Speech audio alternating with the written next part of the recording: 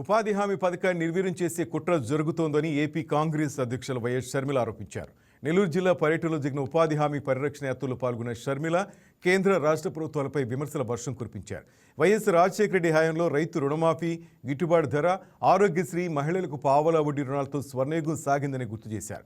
ఉపాధి కూలీలకు వేతనాల చెల్లింపులో నెలల తరబడి ఆలస్యం జరుగుతోందని, గ్రామ సభల హక్కులను కాలరాస్తూ ఈ పథకాన్ని కాంట్రాక్టర్లకు లేబర్ సప్లై చేసే విధంగా మార్చాలని చూస్తున్నారని ఆరోపించారు.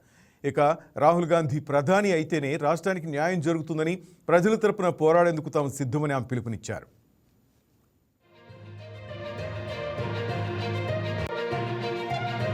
ఉపాధి హామీ గ్రామాలలో ఉపాధి హామీ ఉంది అవునా? 3 సంవత్సరాలు ఇప్పుడు 3 సంవత్సరాల నుంచి ఎన్నో కాగితాలు రాసి ఇచ్చిన ఎక్కడ జవాబు కావాలి. ఎందుకో చెప్పారమ్మా? పెన్షన్ ఎందుకు ఇవ్వటం లేదు ప్రభుత్వం చెప్పిందా?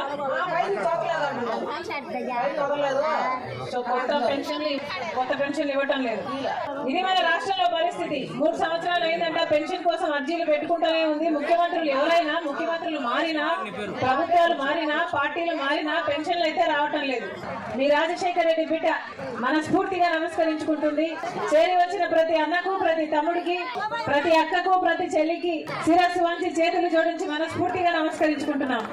Please subscribe to YKTV Network. Please subscribe to YKTV. Please watch YK News. Don't forget to subscribe YK News channel.